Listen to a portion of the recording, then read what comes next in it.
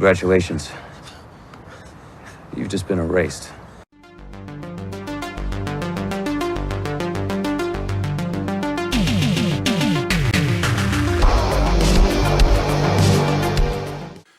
Hi, this is the Professional Amateur Hour coming to you with another review.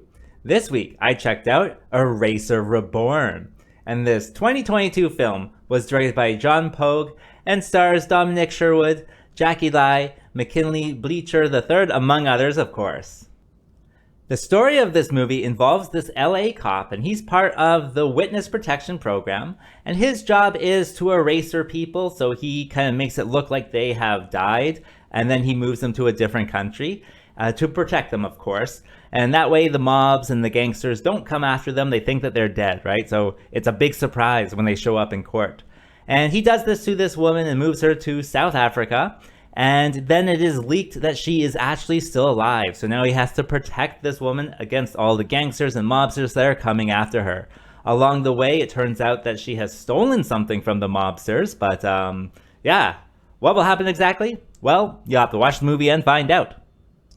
Alright, so let's discuss ERASER Reborn. Well, this is, I guess, like a second take on this Arnold Schwarzenegger movie called ERASER, which came out in 1996, I think.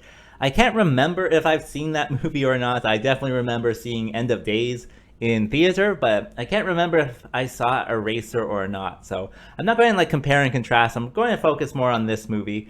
And this movie definitely has like Arnold Schwarzenegger feel to it with all the one-liners. They have some great one-liners in this one.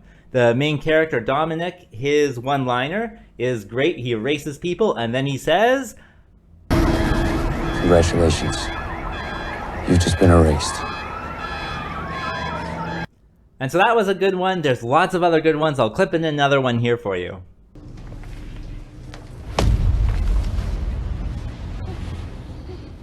You're early. You're late.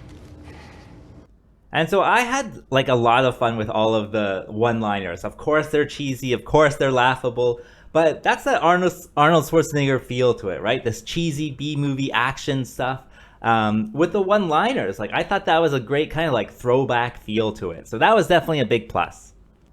Other than that, you know, I really did like all the characters. I thought they were very likable. I really also liked that they had a diverse cast too. I like that aspect of it. And with the main character, I really did enjoy his kind of characterization. He tries to have this kind of Arnold Schwarzenegger feel to him. And you know Arnold, he has like the big machine guns and he's known for that. Well, this time, Dominic, he has a shotgun attached to his back. So every time he's in a real situation, right, he whips out a shotgun to like extreme effectiveness. Like it's wonderful to see it every time. And just like he uses it just to like open doors too. So it's like lots of fun to see him with it. So maybe I can clip it in here for you.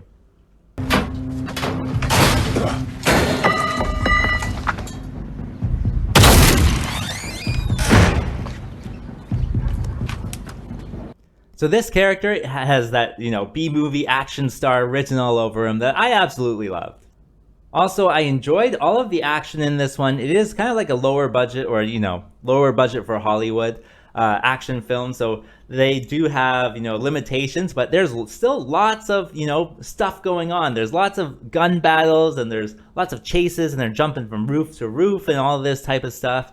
And they have, you know, swings and explosions and bicycles and all that good stuff. So it's definitely in there. It makes for a definitely like cheesy action fun time. So I did really enjoy that.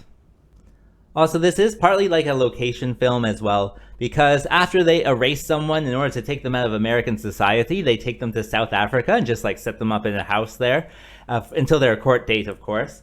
But I thought that was just so good. I thought like seeing them run around South Africa and then jumping from roof to roof there. And I just loved it. I thought it was so good, especially since, you know, there's so many movies out there where you never feel like they're in the location that they say they are. But this one, I really feel like they're in South Africa, and the location scout there did a great job. So definitely a big plus in my books.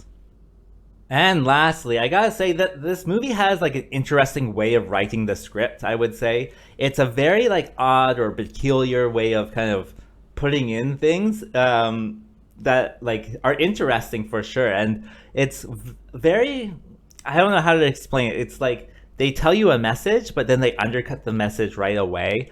For example, they have these cops, right? And the cops are training and they're like, oh, you gotta punch harder, like you gotta kick harder, you gotta go for the throat, like remember, like we're the bad guys.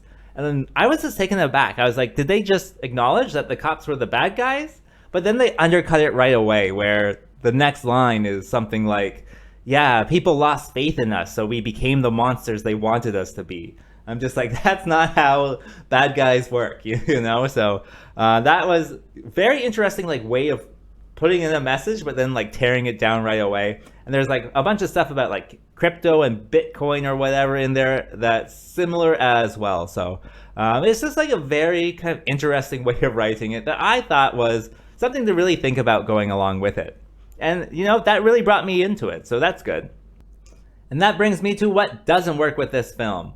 Well, this has moments of bad acting, and it's very strange how it happens. It's just like one scene, people are acting like they're made of wood, and then they go back to regular acting, and then, you know, 20 minutes later, there'll be like another wooden scene. It's just very strange. It's just like momentarily bad acting. I can't explain it. It's very strange. It's definitely very noticeable, but for me that adds to the B-movie quality. Like every so often I'm just like, what, why did they just change their whole demeanor like for this one scene?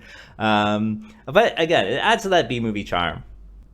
In addition, I gotta say the last 10 minutes kind of like undercut the whole movie and like make no sense to me.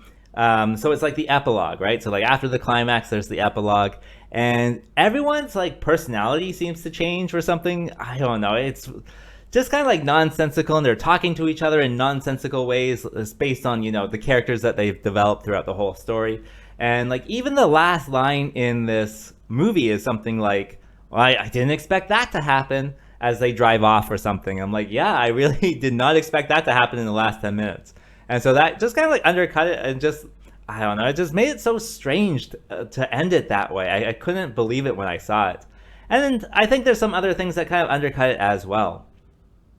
Like, for example, this LA cop, right? But like, I was like, who's funding this LA cop? Like, who's buying these mansions in South Africa? Like, do the LA cops have that much budget? And then I looked it up. They have like $2 billion per year. I'm just like, oh, maybe they do. But like throughout the whole thing, I was wondering like, who's funding this program? Like it's well funded for sure. But just one of those things that I really had to stop thinking about in order to really enjoy the movie. So definitely some things in there that undercut the movie.